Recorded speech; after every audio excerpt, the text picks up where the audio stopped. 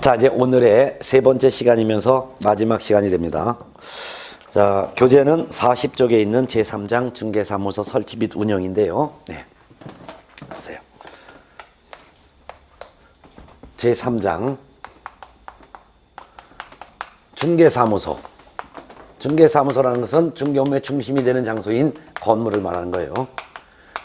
중개사무소를 설치를 하여 그 다음에 사무소를 운영하는 내용입니다. 그럼 그 첫 번째 제1절이 중개사무소 설치가 나오는데요. 이 중개사무소 설치 1절부터 봅니다. 그럼 이 중개사무소는 건물을 말하는 거예요. 옆에 여러분 밖에 나가시면 중개사무소 건물이 보이죠? 예. 만일 뭐 중개사무소가 있는데 1층에 다니면 간판이 이렇게 돼 있을 거예요. 땡땡 공인중개사 사무소 또는 땡땡 부동산 중개 해놓고 막 부동산 뭐 이렇게 막 돼 있단 말이에요. 요게 바로 중개사무소 건물을 말하는 거예요. 요 중개사무소는 등록하기 전에 먼저 확보해야지만 등록해주죠. 예. 그리고 이 중개사무소는 건물은 건축물 대장에 기재가 된 건물이어야 되죠. 건축물 대장에 기재가 된 건물이라는 것은 건축 허가를 받아서 적법하게 건축이 되고 건물이 완공이 되어 시군구에서 건축물 대장이라는 것을 만들어준 건물을 말하는 거예요. 이런 건물로 중개사무소가 확보해야지만 등록해주고 이런 건물을 계속 유지해야 되는 거예요. 그렇다면 가설 건축물 대장에 기재된 건물, 즉 가설 건축물은 이거는 등록도 안 받아주고 이런 건물로 유지하면 안 돼요. 이거는 임시로 설치했다가 곧 철거가 예정되어 있는 그런 모델하우스를 말하기 때문에 이런 건 안 되는 거죠. 근데 건축물 대장의 기재가 아직 되기 전이지만 준공검사 또는 준공허가 또는 사용승인 또는 사용허가 등을 받은 건물 이런 것들은 괜찮죠? 이런 건 괜찮아요. 이런 중개사무소는 면적 제한 없습니다. 그래서 면적이 뭐 일정 제곱미터 이상이 된다 이런 제한은 전혀 없습니다. 그래서 한 평짜리도 괜찮고 10평짜리도 상관없다 이거예요. 또는 이와 같은 중개사무소에서 중개 업무도 하면서 다른 업종을 겸업하는 것도 상관없어요. 겸해서 사용하는 거. 간혹 가다 보면 중개사무소에서 담배 이렇게 해놓고 담배 파는 데도 있어요. 연초 소매업도 같이 해도 돼요. 여러분 합격하시면은 이제 많이 이렇게 다니실 텐데 광화문 뭐 며칠 전에도 촛불 집회 있었죠. 광화문 뒤를 딱 보면은 광화문 뒤에서 광화문을 딱 앞에서 쓰면은 오른쪽 뒷길은 청와대, 왼쪽 뒷길은 삼천공원으로 가요. 그럼 삼천공원으로 가다 보면 삼천공원으로 가는 길목이 참 이뻐. 그리고 중개사무소가 몇 개 있는데 거기 중개사무소 보면 중개사무소도 운영하면서 거기에서 액세서리점도 같이 운영해요. 그래서 뭐 목걸이, 귀걸이 이런 거 있잖아요. 장식품, 비싼 고급 장식품이 아니라 그냥 젊은 친구들이 그냥 뭐 커플링, 뭐 커플 목걸이 하는 거 있잖아요. 이런 거 한 5만 원, 2만 원, 3만 원 이런 거 같이 하는 데도 있어요. 뭐 인형도 같이 팔고. 그래서 중개사무소에서 다른 업종도 겸해도 상관없다 이거예요. 이런 중개사무소를 A라는 계공, 이 A라는 계공이 혼자 사용해도 돼. 단독 사용해도 되고 또는 혼자 사용하려 했더니 월세 부담이 돼. 그러면 다른 계공, 예를 들면 B, C 등 다른 계공과 이 중개사무소를 공동으로 사용하는 것도 가능합니다. 다 가능하다. 그럼 이 중개사무소는 있어야 되지만 이 중개사무소 외에 별도로 떴다방을 설치할 수는 없어요. 떴다방 설치는 인정하지 않습니다. 떴다방이라는 것은 이동이 용이한 임시 중개 시설물을 표현하는데 이동이 용이한 임시 중개 시설물 하면 대표적인 것이 바로 천막이나 파라솔 등을 말하는 거예요. 쉽게 설치하여 상담하고 철거하고 또 옮겨서 또 설치하여 상담하는 천막이나 파라솔 등 이동이 용이한 임시 중개 시설물은 계공이 설치할 수가 없어요. 이거 만일 떴다방을 설치하게 되면 이 계공의 등록을 취소할 수 있어요. 뿐만 아니라 징역이나 벌금형의 처벌도 하죠. 그게 바로 양가로 2번 임시 중개시설물 설치할 수 없다는 거예요. 또한 양가로 3번 이 중개사무소 요거 하나 있죠. 요 중개사무소 있죠. 요 중개사무소는 있어야 되는데 이 중개사무소는 설치 개수에 대한 제한이 있어요. 설치 개수는 원칙은 중개사무소는 한 개의 사무소만 둘 수 있어요. 몇 개만요? 한 개의 중개사무소만 설치할 수 있는 것이지 둘 이상의 중개사무소를 설치할 수는 없습니다. 만일 하나만 설치해야 되는데 이 중개사무소 있으면서 별도로 다른 건물에 또 중개사무소 건물이 또 있다면 등록 취소할 수 있고 1년 이하의 징역 또는 1,000만 원 이하의 벌금형에 처벌을 해요. 그런데 예외적으로 양가로 4번 개업 공인중개사인 법인의 분사무소 설치라는 게 있는데요. 그중에서 양가로 3번부터 한번 읽어보겠습니다. 중개사무소 설치 개수에 제한 양가로 3번 개업 공인중개사는 등록관청 관할구역 안에 중개사무소를 두되 한 개의 사무소만 둘 수 있다. 다만 법인 개업 공인중개사는 등록관청 관할구역 외의 지역에 즉 다른 시군구 지역에 분사무소 둘 수 있다. 따라서 예외적으로 법인인 개업 공인중개사는 예외적으로 둘 이상의 사무소를 설치할 수가 있다. 둘 이상의 사무소를 설치할 수가 있다는 말은 주된 사무소 외에 분사무소도 둘 수 있다. 만일 법인인 개업공인중개사의 사무소가 요걸 하면 요게 사무소면 이게 본사 건물이라고 하죠. 근데 공인중개사법에서는 본사라고 하지 않고 주된 사무소라고 표현합니다. 근데 법인인 개업공인중개사는 회사죠. 회사니까 지점을 둘 수 있어요. 지점을 분사무소라고 합니다. 그래서 본사 건물 외에 법개공은 주된 사무소, 즉 본사 건물 외에 추가로 더 둘 수 있는데 그게 바로 뭐냐? 지점을 우리는 분사무소라고 합니다. 분사무소라는 건물을 별도로 추가로 더 둘 수도 있다 이게요. 그렇지만 공인중개사인 개업공인중개사와 부칙 6조 2항에 규정된 개업공인중개사는 분사무소를 둘 수가 없고 오로지 한 개만 둬야 되는 거예요. 특히 분사무소가 법인인 개업공인중개사가 주된 사무소 건물, 즉 본사 건물 외에 지점 건물, 즉 분사무소 건물을 뒀다 해서 등록을 또 했다는 뜻이 아니라 등록은 하나만 한 거고 중개사무소 건물만 추가로 뒀다는 거예요. 이해됐습니까? 그래서 분사무소 둘 수 있는 것은 법개공만 둘 수 있다. 근데 법개공이 분사무소 두려면 일정한 기준을 갖춰야 돼. 그러면 그게 바로 어떤 거냐? 양가로 4번 개업공인중개사인 법인의 분사무소 설치에서 1. 분사무소 설치 기준 갖춰야지만 분사무소 설치하는 것을 인정하겠다 그 말이에요. 그러면 법개공이 이 분사무소라는 지점을 설치하려면 일정한 분사무소 설치 기준을 갖춰야 되는데 분사무소 설치 기준은 5가지가 있어요. 외우려고 하지 말고 이해하시면 됩니다. 첫 번째, 법인인 개업공인중개사가 주된 사무소 즉 본사 건물이 만일 서울특별시 만일이에요. 서울특별시 동작구 노량진동 몇 번지에 있는 건물이다 라고 한다면 주된 사무소 동작구에 있죠. 그러면 분사무소는 어디에 둘 수 있냐? 첫 번째는 주된 사무소 즉 지정 건물은 주된 사무소가 소재하고 있는 시, 군, 구 여기를 제외한 시군구에만 둘 수 있어요. 주된 사무소가 동작구에 있다면 동작구를 제외한 시군구에만 둘 수 있다 이게. 이때 시는 그 시에 구가 설치되어 있지 아니한 경우에만 둘 수 있는 거예요. 만일 어느 시에 구가 있다면 각 구마다 하나씩 다 둘 수 있어요.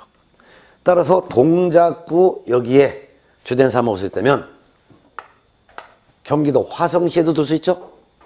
화성시는 구가 없어요. 그러면 화성시에 둘 수 있다. 군, 경기도 가평군 지역에도 분사무소 둘 수 있다. 군은 서울특별시나 광역시 내에 있다면 서울특별시에도 종로구에도 분사무소 둘 수 있고 동작구에도 동작구는 빼니까 동작구를 뺀 나머지니까 서울특별시 강남구에도 둘 수 있고 서초구에도 둘 수 있고 강동구, 송파구, 마포구 하나씩 다 둘 수 있다 이거예요. 광역시라면 부산광역시에도 해운대구도 있어. 해운대구에도 둘 수 있고 수정구에도 둘 수 있고 뭐 여러 가지 부산 진구에도 둘 수 있고 또한 특별시, 광역시가 아닌 일반시도 있어요. 일반적인 일반시가 있어요. 예를 들면은 경기도 고양시라고 한다면 고양시에는 구가 덕양구라는 구도 있고 경기도 고양시에 일산 서구라는 구도 있고 만약 일산 동구도 있다면 주된 사무소가 동작구면 동작구를 제외한 나머지 시군구에는 하나씩 다 둘 수 있으니까 고양시 지역에 구가 이렇게 여러 개 있으면 덕양구에도 하나 둘 수 있고 일산 서구에도 둘 수 있고 일산 동구에도 둘 수 있다 이거 말이에요. 근데 시군구마다 둘 수 있지만 시군구마다 둔다면 한 개소를 초과할 수 없다. 그 말은 한 개소만 둘 수 있다 이게. 그러면 덕양구에 둘 수 있지만 하나만, 일산 서구에도 둘 수 있지만 하나만, 동구에도 둘 수 있지만 하나만. 이해됐습니까? 네. 두 번째는 이 법인의 분사무소는 지점이라고 그러죠. 지점에서 중개 업무 할 수 있는 자연인이 필요해. 그게 바로 책임자예요. 지점장을 책임자라 불러요. 근데 이 책임자는 아무나 책임자를 될 수 있는 게 아니라 공인중개사를 책임자로 둬야 합니다. 이때 공인중개사란 자격만 있을 뿐 중개 업무에 종사하고 있지 않은 그런 사람을 책임자로 둬야 된다 이거예요. 공인중개사 자격이 없으면 지점장 될 수 없다 이거예요. 이해됐어요? 세 번째는 이 책임자는 분사무소 설치했다라고 신고하기 1년 전에 미리 실무 교육을 받아야 돼요. 거래 당사자를 설득시키고 계약서를 쓰고 법률 지식도 알아야 되고 중개사무소를 경영하는 이런 실무 교육을 미리 받아야 돼요. 네?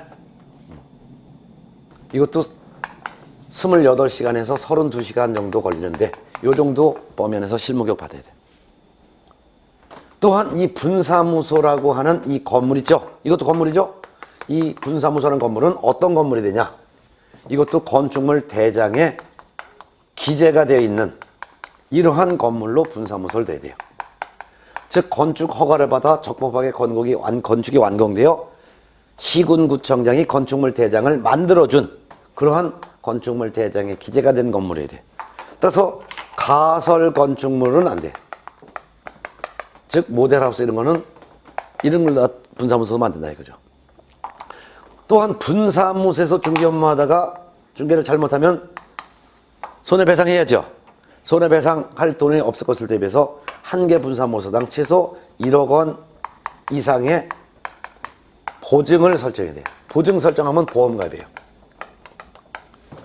이와 같은 5가지 기준을 갖춰야지만 분사무소 설치하는 것을 인정하겠다 이거예요.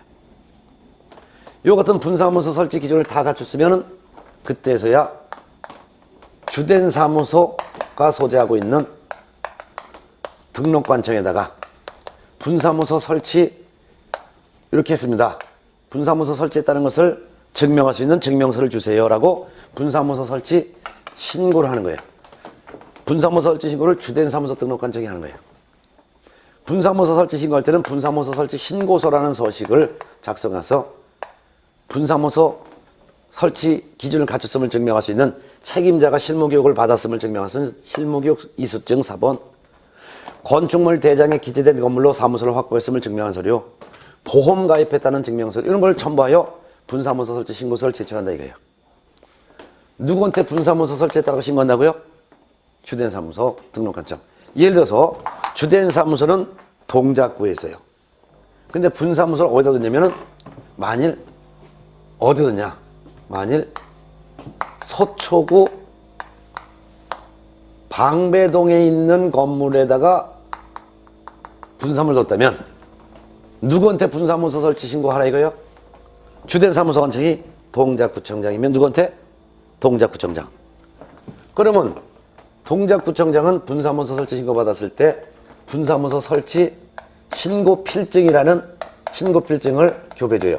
신고필증에는 몇 년 몇 월 며칠 분사무소 설치했음을 증명합니다 라고 되어 있는 신고필증에 책임자의 사진을 찍은 신고필증을 주는 거예요. 신고필증을 분사무소 안에 게시한 다음에 업무를 개시해야 된다는 거죠. 근데 문제는 주된 사무소 관청이 동작구예요. 분사무소는 서초구에 됐어요. 근데도 불구하고 주된 사무소 관청인 동작구청장한테 분사무소 설치 신고를 했네요. 그러니 서초구청장은 자기 관할 내에 어느 회사의 분사무소가 즉 지점이 들어왔는지를 모른단 말이에요.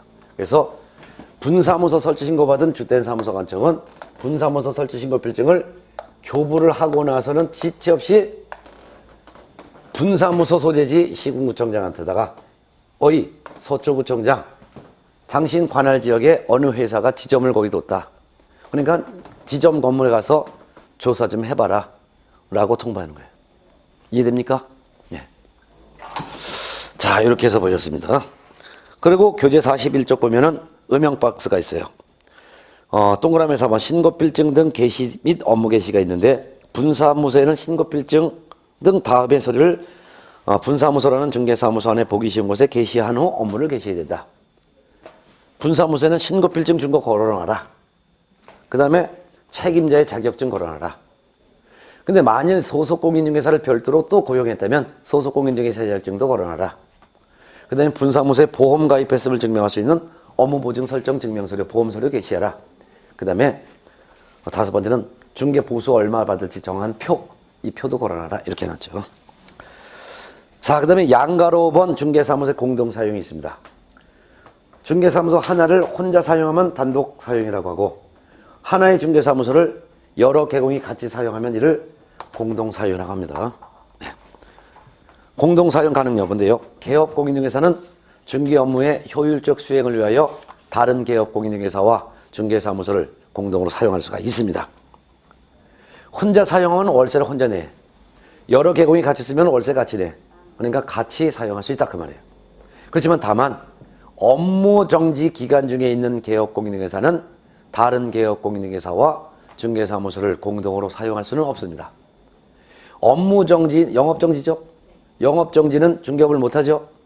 그 기간 중에 다른 개공과 같이 쓴다면 은근슬쩍 계속 업무 정지 기간 중에도 중개업을 할 가능성이 있기 때문에 이걸 원칙으로 막기 위해서 업무 정지 기간 중인 개공은 다른 개공과 같이 사무소를 쓰지 못한다.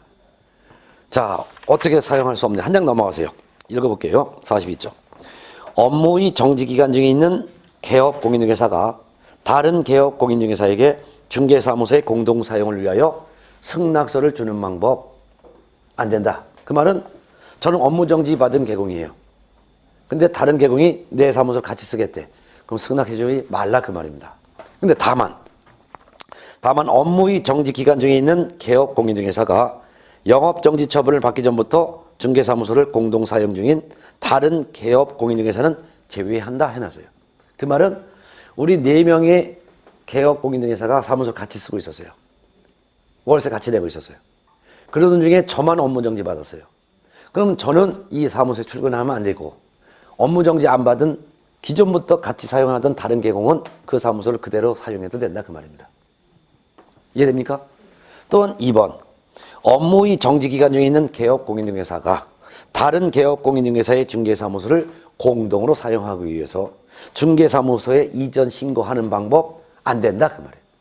즉 저는 업무정지 기간 중에 있는 개공이고 이분은 업무정지 안 받은 개공이에요. 이런 경우에 업무정지 기간 중에 있는 이 개공이 다른 개공의 사무소로 이전할 수도 없다 그 말입니다.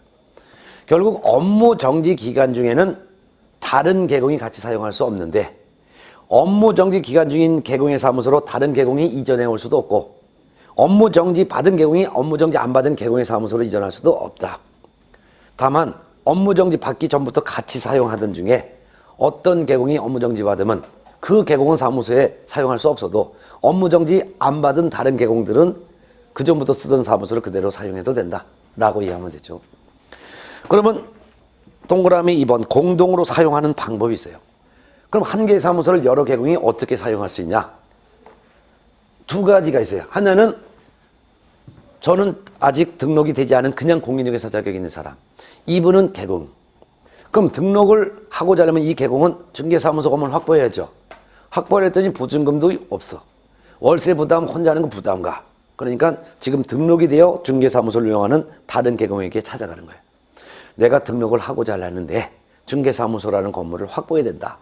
근데 내가 얻을 게 돈도 없다. 근데 당신 중개사무소 좀 넓으니까 거기다가 내가 책상 2개 놓고 나중에 등록되면 좀 같이 사용할 테니 승낙 좀 해달라 이렇게 부탁하는 거예요. 그러면 그 사무소를 쓰고 있는 다른 계공은 좋아, 월세 한 달에 50만 원 보태면은 나중에 등록되면 여기서 책상 2개 놓고 써도 돼 라고 승낙하겠죠. 그 승낙서가 바로 중개사무소를 확보했음을 증명할 수 있는 서류가 돼요. 이 서류를 등록관청에 내서 등록이 되면 그때부터 같이 사용하는 거예요. 또는 저도 등록한 계공 사무소 있어요. 이분도 등록한 계공 사무소 있어요. 근데 이 사무소는 중개업이 잘 되는 지역, 나는 중개업이 잘 안 되는 거예요. 그러니까 이 사무소를 내가 여기서 중개업하다가 다른 계공의 사무소로 이전해서 같이 쓰는 거예요. 근데 이전하랬더니 이 계공이 사무소 같이 쓰겠다는데 안 돼 하면 못하지. 근데 그 쓰고 있는 계공이 월세 한 달에 50만 원 보태면은 우리 사무소 한켠에 책상 2개 놓고 같이 써도 된다라는 승낙서를 줘. 그러면 여기서 중개하던 계공이 이 계공의 사무소를 이전해서 같이 쓰면 되는 거지. 이같이 등록 신청을 할 때 기존의 계공의 사무소를 같이 써도 된다는 승낙서를 확보하거나 또는 사무소를 사용할 수 있는 그 계공이 승낙서가 있다면 사무소 이전하여 같이 쓴다든가 하는 방법으로 등록하여 또는 이전하여 같이 사용할 수 있다. 그 말이죠. 그 다음에 동그라미에서 한번 운영과 책임인데요. 중개사무소 하나를 여러 계공이 공동으로 사용하는 목적은 사실상 경비 절감할 목적이에요. 월세를 같이 낼 목적이죠. 그렇지만 운영과 책임은 전부 다 각자 따로따로 운영하고 따로따로 의무를 부담해요. 따라서 한 5평짜리 중개사무소 하나를 4명의 계공이 같이 쓴다 하더라도 등록도 따로따로 해야 되는 것이고 보험도 따로따로 가입해야 되는 것이고 등록증 게시하는 것도 각자 등록증을 따로따로 다 게시해야 되며 직원을 고용하는 것도 각자 따로따로 고용해야 돼요. 그리고 이 4명의 계공이 같이 쓰다가 제가 업무 정지 받으면 저만 중개사무소 못 나오고 다른 계공 그대로 써도 돼. 모든 의무와 책임은 각자 의무와 책임을 부담하는 거예요. 아까 직원도 따로따로 고용하라 그랬죠.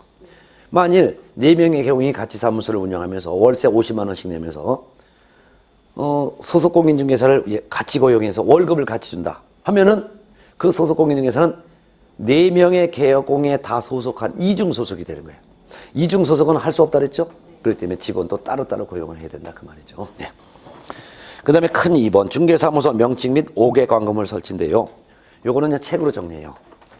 일단 중개사무소 명칭이라는 것은 상호예요. 계공은 사업자잖아요. 그러니까 사업자니까 중개사무소 등록증도 있지만 사업자 등록증도 있어요. 그 사업자니까 상호가 있단 말이에요. 상호. 그 상호를 쓸 때 공인중개사법에 규정되는 일정한 문자를 포함시켜야 돼요. 그게 바로 사무소 명칭에 법에 규정된 문자를 사용해야 될 의무가 있다 그 말이에요. 동그라미 1번 봅니다.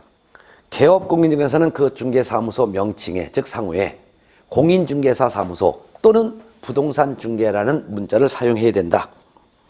다만 법규칙 6조 2항에 규정된 개업공인중개사는 공인중개사 자격이 없다. 그렇기 때문에 사무소 명칭에 공인중개사 사무소라는 문자를 사용하면 아니 되고 부동산 중개라는 문자를 사용해야 된다. 예를 들어서 제가 법계공이라면 주식회사 땡땡 공인중개사라고 하든가 또는 주식회사 땡땡 부동산 중개라는 문자를 쓰라 이거예요. 만일 주식회사인데 주식회사 이름을 대한이라고 했으면 주식회사 대한공인중개사 사무소 또는 주식회사 대한부동산중개 이런 공인중개사 사무소나 또는 부동산중개 둘 중에 하나의 문자가 포함된 상호를 써야 된다는 거죠. 제가 만일 공개공이란다면 제 이름을 포함시켜서 한병용 공인중개사 사무소 또는 한병용 부동산중개라고 해도 되고 내 이름을 넣지 않고 하나공인중개사 사무소 또는 희망부동산중개 공인중개사 사무소라는 문자나 부동산중개라는 문자 중에 하나만 꼭 들어가면 된다 이거예요. 이해됩니까? 근데 부계공은 자격이 없으니까 공인중개사 사무소라는 문자를 쓰면 안 되고 부동산중개라는 문자를 포함시킨 상호를 써야 된다 그 말이에요. 그 다음에 동그라미 2번 개업공인중개사가 아닌 자는 공인중개사 사무소 또는 부동산중개 또는 이와 유사한 명칭 사용 못합니다. 개업공인중개사가 아닌 사람이라는 것은 등록하지 않은 자죠. 등록하지 않았으니까 개공이 아니잖아요. 사무소 명칭, 유사 명칭 쓸 수 없다 이거예요. 그 다음에 양가로 2번 5개 광고물의 성명 표기 의무가 있습니다. 5개 광고물이라는 것은 옥이 바로 집옥, 외는 바깥. 그럼 집 밖에 사무소 광고물을 설치할 수는 있지만 그 광고물에 개공의 성명을 표기하라. 그러면 건물 밖에 설치한 광고물 하면 간판이 되겠죠. 그래서 간판에 개공의 성명을 표기할 의무가 있다 이거예요. 개공은 등록증에 표기가 되어 있는 자기의 성명을 간판에 표기할 의무가 있다. 특히 법개공은 법개공이 설치한 간판에는 대표자의 성명을, 분사무소에 설치한 간판에는 책임자의 성명을 표기해야 될 의무가 있습니다. 여러분 밖에 나가시면 중개사무소 간판 보잖아요. 근데 간혹 가다 보면 개공의 이름이 같이 표기되어 있는 간판이 있을 거예요. 근데 개공의 성명이 간판에 없는 간판도 있습니다. 간판에 성명을 표기해야 될 의무는 옛날에는 없었어요. 그러다가 2007년 7월부터 개공이 간판을 설치했으면 거기에 성명을 표기하라 라는 규정은 2007년부터 만들어진 규정이에요. 그럼 2007년 전에 설치한 간판에는 그냥 성명 표기하지 않아도 그냥 괜찮지만 2007년 이후에 등록을 하여 간판을 설치한 개공은 성명을 표기할 의무가 있는 거예요. 그럼 다니면서 어떤 간판이니까 성명이 있어. 아, 그럼 저 개공은 2007년 이후에 등록했구나. 성명이 없다. 아우, 저 개공은 좀 오래됐네. 이렇게 생각하면 되겠죠? 네. 자, 오른쪽에 보면 특히 교재 43쪽 동그라미 2번 개공은 5개 광고물 중에서도 가로 간판, 가로형 간판, 가로 부착하는 거, 세로형 간판, 밑으로 붙이는 거, 돌출 간판, 건물 끝에 돌출시켜 놓은 간판, 옥상형의 간판, 즉 옥상 위에다가 설치한 간판을 설치했을 때는 성명을 표기할 때 인식할 수 있는 크기로 성명을 표기된다. 쭉 다니면서 딱 봤을 때 성명 쉽게 알아볼 수 있을 크기로 표기해라. 간판 철거 의무라는 게 그 밑에 있어요. 간판 설치했다가 간판을 철거해야 될 경우도 있어요. 어떤 경우냐? 1, 2, 3번. 사무소를 이전했다라고 이전 신고했어요. 만약 이 건물에다가 중개사무소를 두고 간판을 설치했다가 다른 건물로 옮겨서 다른 건물에 가서 중개업을 계속해요. 이게 사무소 이전이에요. 그러면 종전 건물에 설치한 간판은 지체 없이 철거하라 이거예요.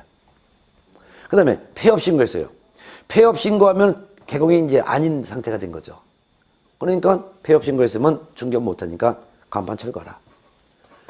그 다음에 등록 취소 처분 받았어요. 등록 취소 처분 받으면 중개업 못하죠? 그러면 간판 지체 없이 철거하라.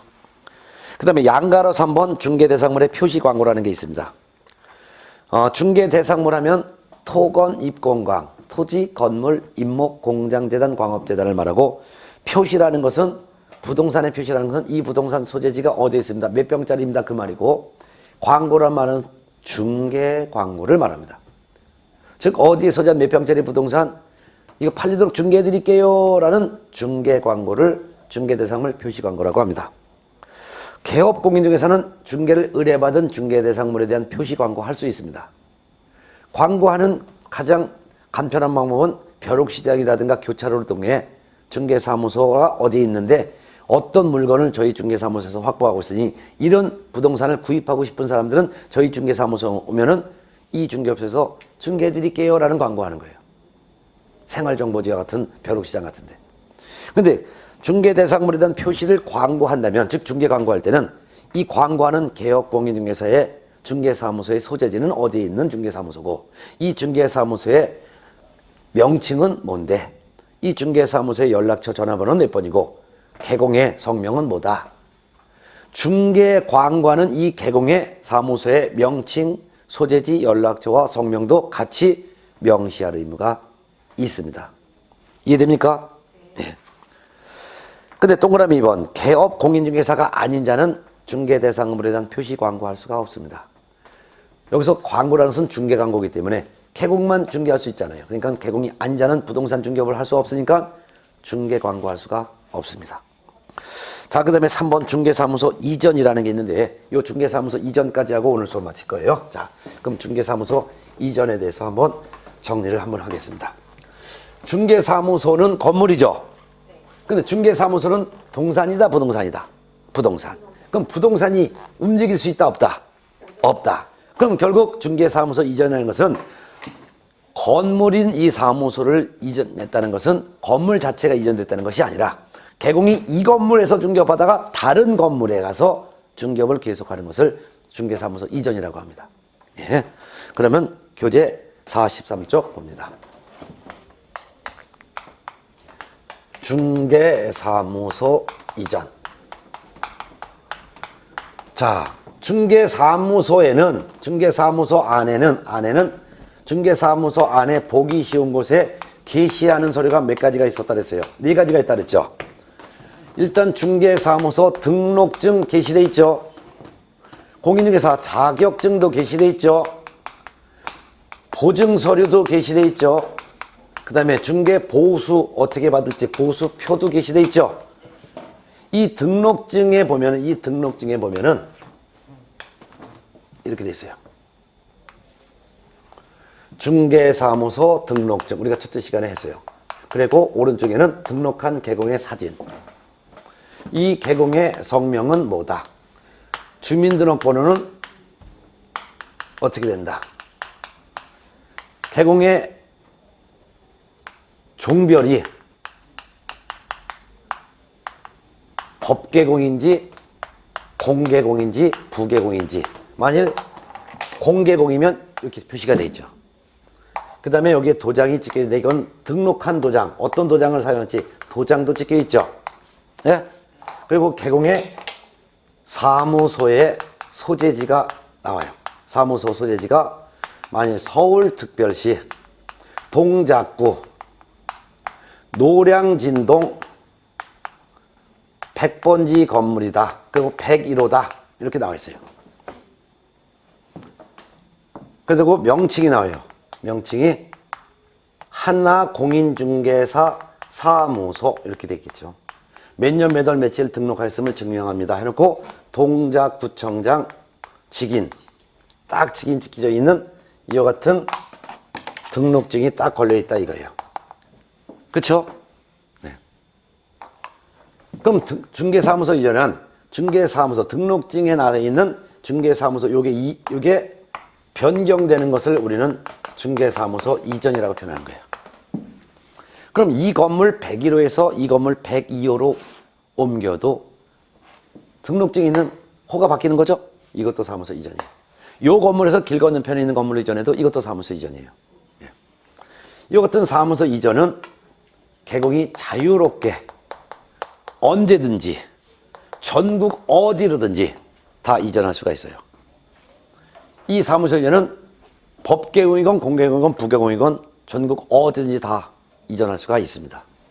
그렇지만 사무소를 이전했으면은 그래서 동작구 노량진동 100번지 101호에서 만일 동작구 노량진동 200번지에 있는 건물로 이전했으면 이것도 이전이죠.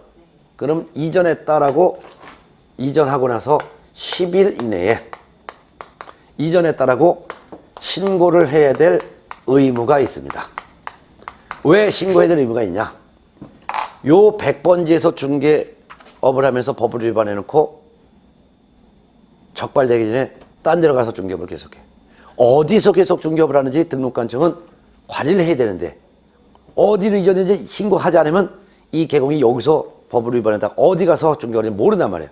추적조사가 가능하도록 하기 위해서 사무소 이전을 했으면 10일 이내에 이전했다라고 신고를 해야 될 의무가 있어요. 이전 신고할 때는 10일 내에 이전 신고할 때는 사무소 이전 신고서라는 서식이 있는데 이전 신고서라는 서식에 어떤 개공이 어떤 건물에서 어떤 건물로 이전했습니다라는 것을 기재해서 여기다가 2가지 서류를 첨부하여 이전 신고해야 돼.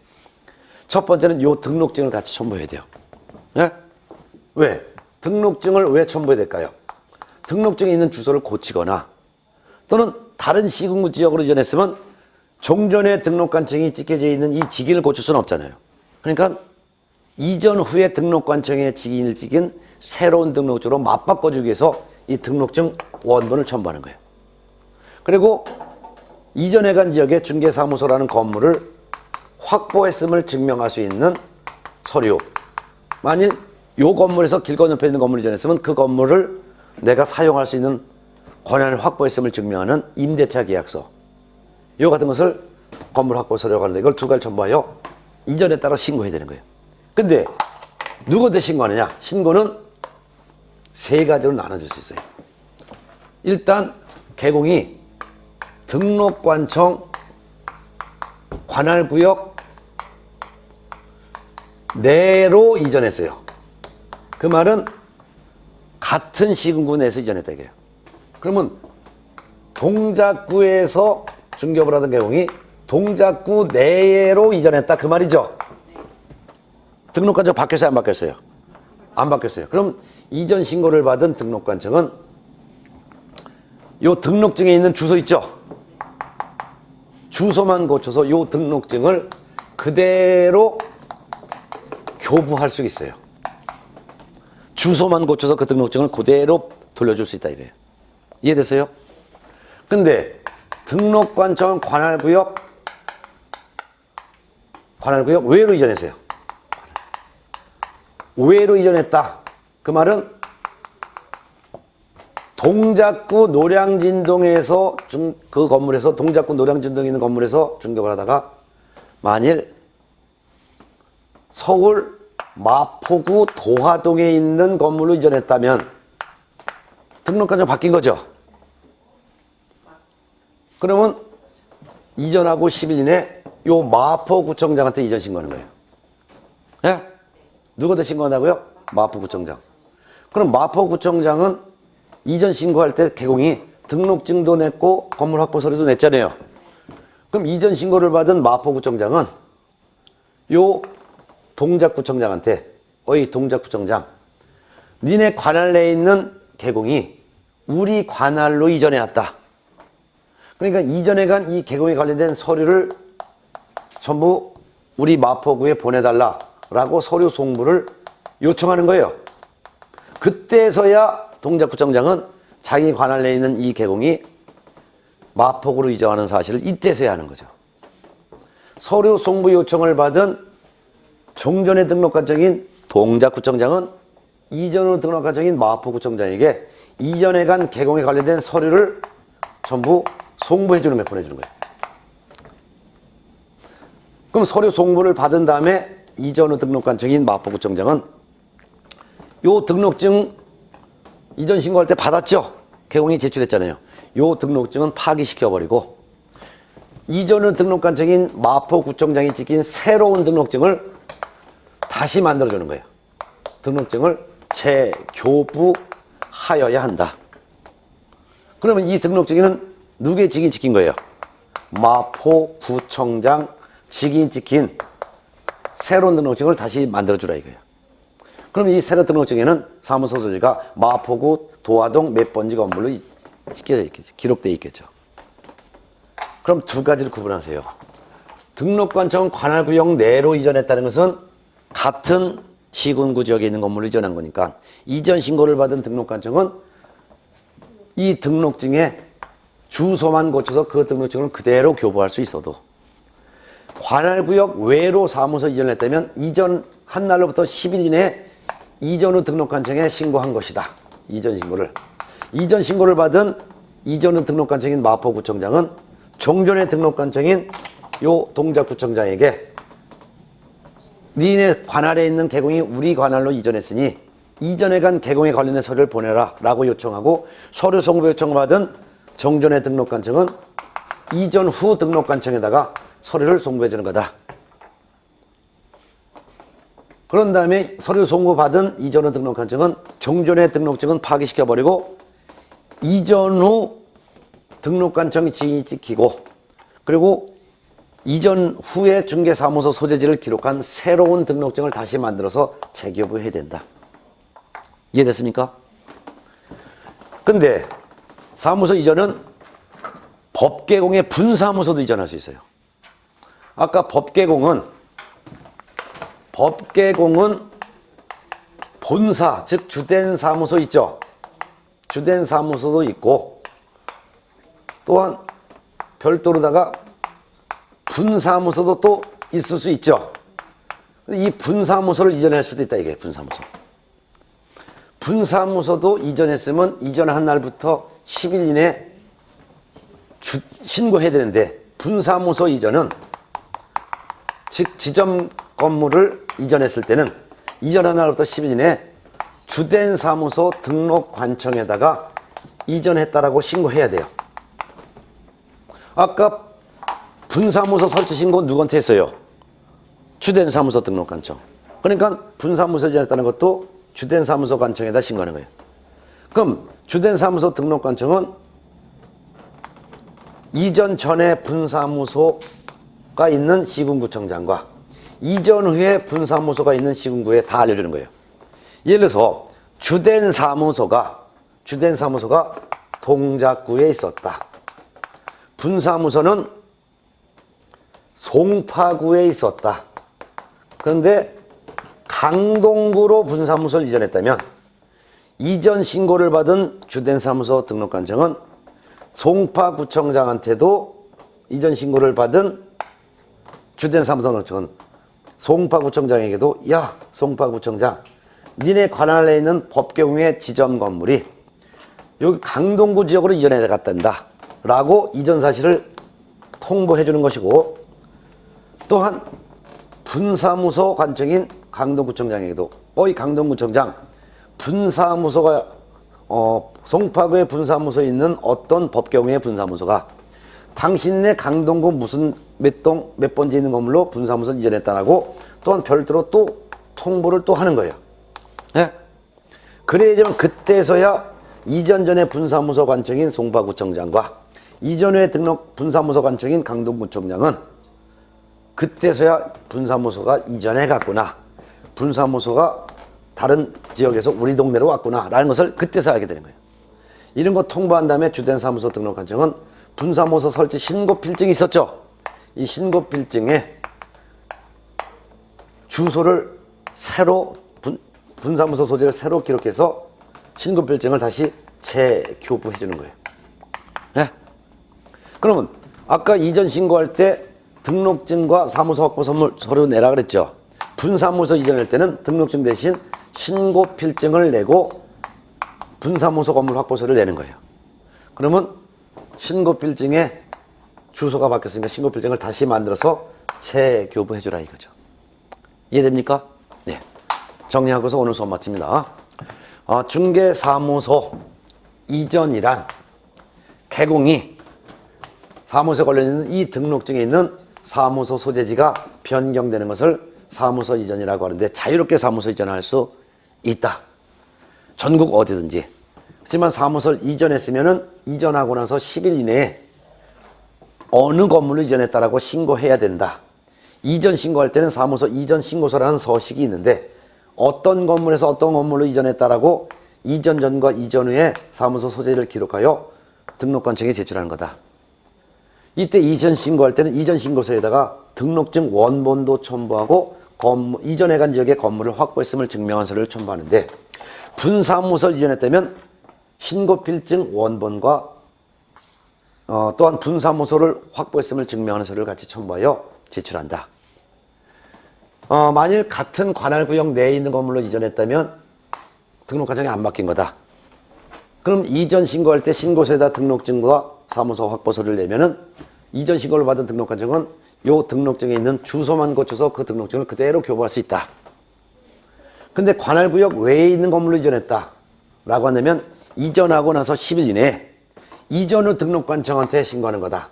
이전 신고할 때는 등록증 원본과 이전해 간 지역의 건물 확보서를 같이 첨부해서 내는데, 그럼 이전 신고를 받은 이전 후의 등록관청은 종전의 등록관청에다가 개공이 이전해 갔으니 이전해 간 개공의 서류를 이전 후 관청에 보내라라고 서류 송부 요청한다. 서류 송부 요청을 받은 종전의 등록관청은 지첩히 이전해 간 개공의 서류를 보내준다. 그런 다음에 서류를 송부받았으면 이전 후 등록관청은 등록증을 다시 만들어서 이전 후 등록관청에 직위를 찍은 새로운 등록증을 재교부해야 된다. 분사무소 이전도 할 수 있다. 분사무소는 같은 시군구 지역 내외에 있는 건물을 이전했건 다른 시군구 지역에 있는 건물로 분사무소 이전했건 분사무소 이전했으면 이전하고 나서 10일 이내에 이전 신고서를 내면서 신고필증, 분사무소 설치 신고필증과 이전해 간 지역의 분사무소 건물을 확보했음을 증명하는 서류를 첨부하여 이전한 날부터 10일 이내에 주된 사무소 등록관청에 제출한다. 그럼 이전 신고를 받은 주된 사무소 등록관청은 이전 전에 등록관청인 이전 전에 분사무소 시군구청장, 이전 후에 분사무소 시군구청장 양쪽에 전부 분사무소가 이전에 갔다, 이전에 왔다라는 사실을 통보한다. 그런 다음에 주된 사무소 등록관청은 분사무소 설치 신고 필증에 주소를 새로 기록해서 그리고 주된 사무소 등록관청 직인을 찍힌 이 신고 필증을 다시 재교부해야 된다. 이렇게 정리하셨습니다. 예, 오늘 여기까지 했고 다음 시간에는 교재 45페이지 중개사무소 운영 일반에 대해서 볼 거예요. 그래서 이번 마지막 시간은 사무소 설치에 대한 내용 그리고 사무소 이전에 대한 내용까지 설명을 드렸습니다. 그럼 다음 시간에 사무소 운영을 함에 있어서 개공이 혼자 사무소 운영해도 되고 밑에 직원을 둘 수 있는데 직원을 둘 때 직원은 어떤 일을 할 수 있느냐 이런 내용 그 다음에 사무소를 운영하다가 인장을 등록할 때 어떤 도장을 써야 되고 또한 도장이 깨졌으면 어떤 도장으로 바꿔야 되고 그 다음에 휴업 폐업도 어떻게 할 수 있는지 이런 내용을 다음 시간에 하도록 하겠습니다. 이해되셨습니까? 예, 수고하셨고요. 다음 시간에 뵙겠습니다.